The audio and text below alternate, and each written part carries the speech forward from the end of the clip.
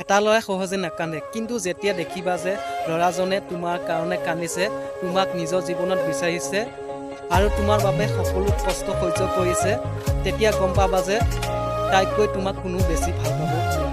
মোৰে হৈ থাকিবি, তোৰে হৈ ৰম, সুখৰে আধা দি।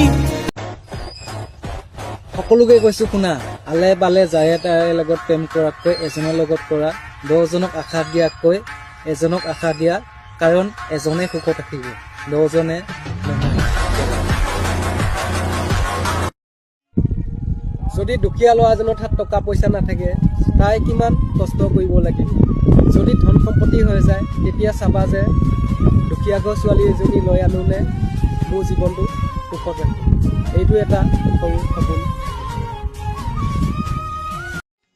ছোৱালীবোৰক কৈছো শুনা, যিজন ল'ৰাই তোমাক ভাল পাব, তোমাৰ কাৰণে সময় মিলাব, ফ'ল' কৰিব, মেছেজ কৰিব, সকলো ল'ৰাই ফোনত বিজি হৈ নাথাকে। সেই ছোৱালীজনীৰ কাৰণে কেৱল কা হৈ ৰম, কা হৈ থাকিম, সঁচা মৰম, সঁচা ভাল পালেও মিছা বুলি ভাবিম। এয়া যৌৱনৰে উঠা নমা মৰম নে ঐ কি। যাক পাম বুলি আশা কৰিছা নোপোৱা, কথা আশা দি এদিন কন্দুৱাব কষ্ট দি।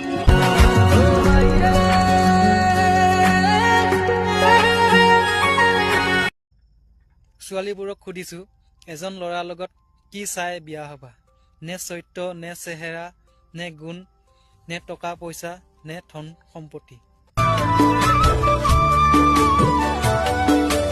oh, oh, oh.